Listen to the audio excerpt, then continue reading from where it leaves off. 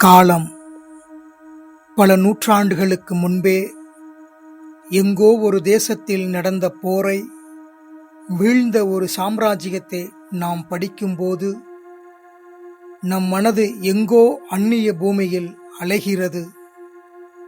நம் பிள்ளைகளும் அதே அந்நிய கதைகளை, வேற்றுமொழி புராணங்களை ஆர்வத்துடன் அறிகிறார்கள்.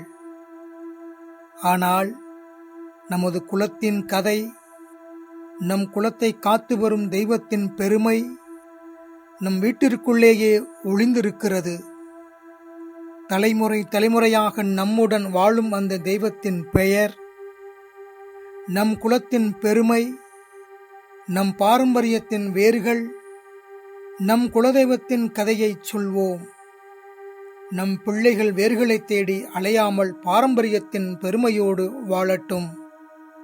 இனி நம் குழந்தைகளுக்கு நம் குலதெய்வத்தின் கதையை சொல்லிக் கொடுப்போம்.